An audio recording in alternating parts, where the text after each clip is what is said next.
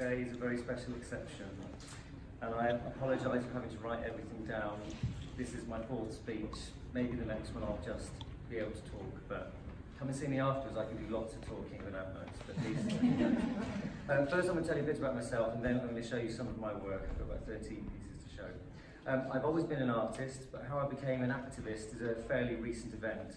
I hope my story will resonate with some of you, as I can't tell everyone's story, but I hope mine is a very sort of general story to relate to all of the artists here.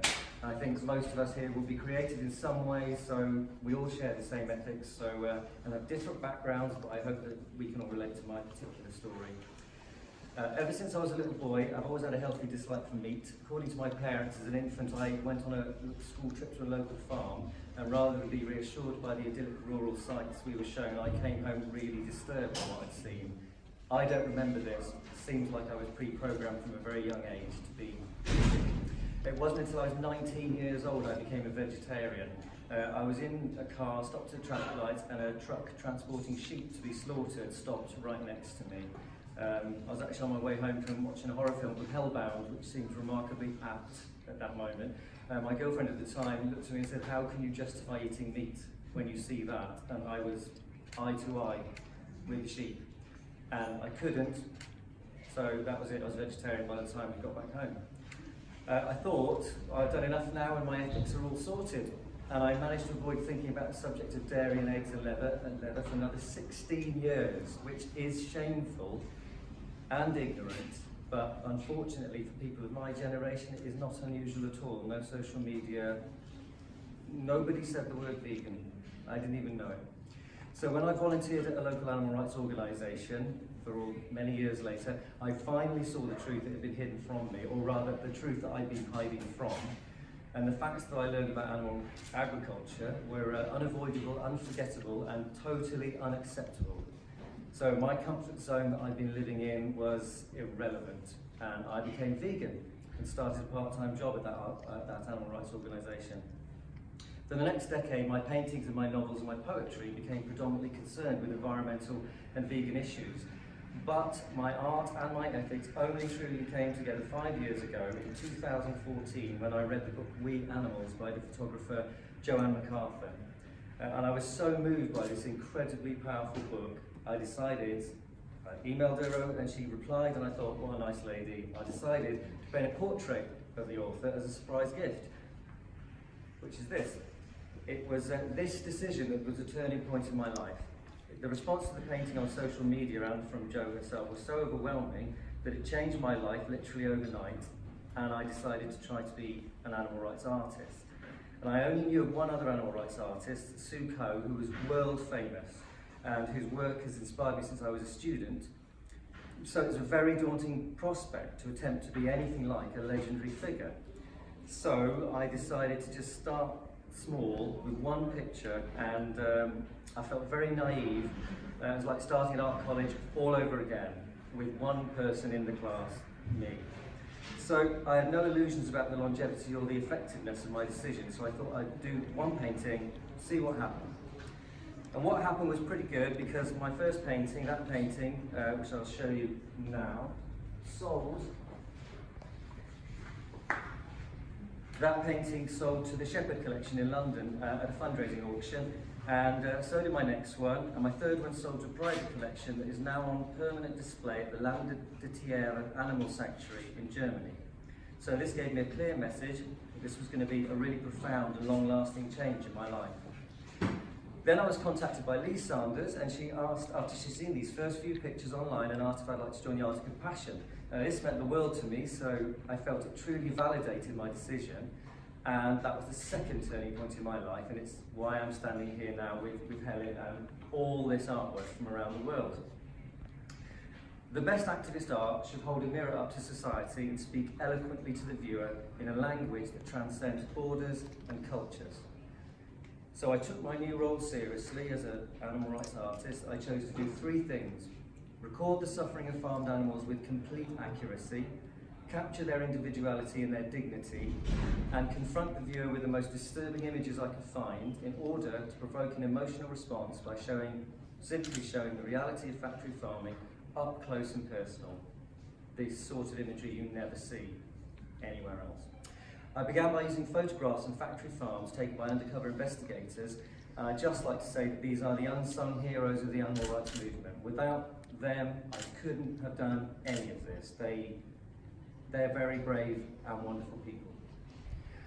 I quickly discovered that the finding of a title was also an essential part in the completion of the painting, because the title can really elevate the artwork, or it can subvert the meaning of the painting, or explain an enigmatic image. But an ill-considered title can ruin a piece of art, destroy its credibility, which is the last thing we need in the animal rights movement.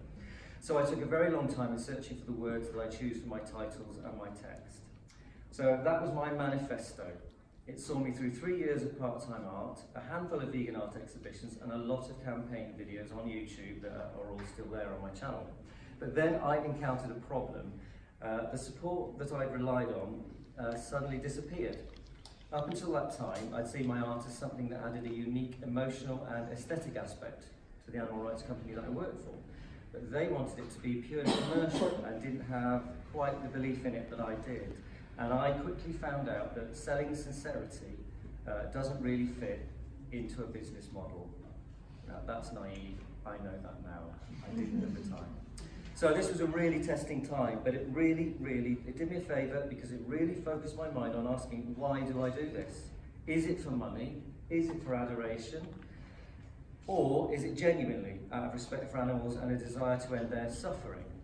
Now, all artists need to earn a living, and we all need and love appreciation, but this is a very particular form of art, and the usual rules do not apply. The work of any serious animal rights artist is entirely about experiencing empathy with animals and not about watering down our ideas or compromising our ideals to please the management. So I left my job.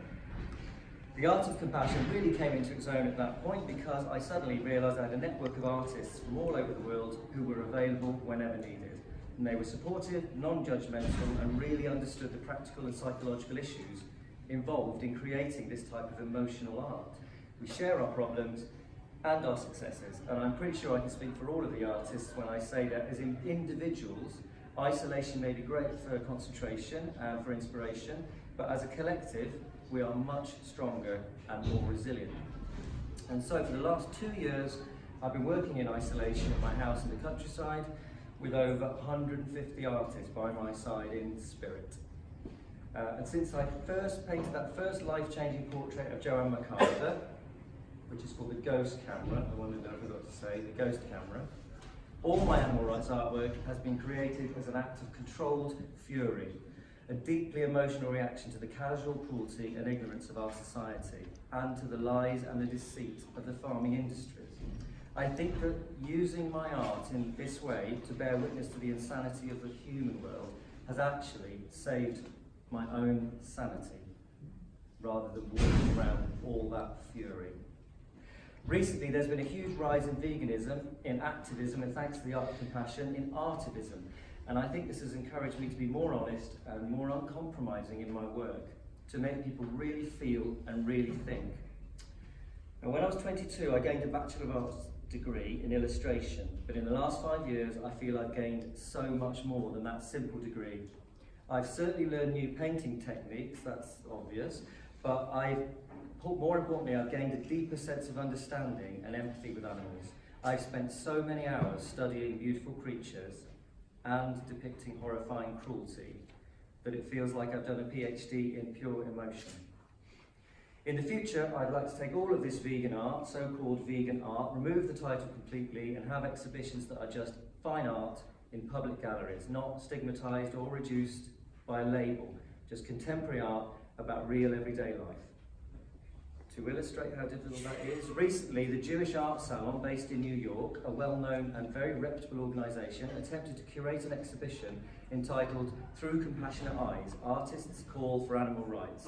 And despite the salon having organised many art shows in the past, all their usual venues let them down because of the theme of the work. And it took over 2 years to find a gallery space that would agree to host it. Luckily, the Charter Oak Cultural Centre in Hartford, Connecticut agreed, and it was a great success within that open-minded educational environment. But as this story illustrates, This type of art is still controversial. It's shunned by the conventional corporate world, and therefore this reminds us how necessary it is to keep creating it and sharing it.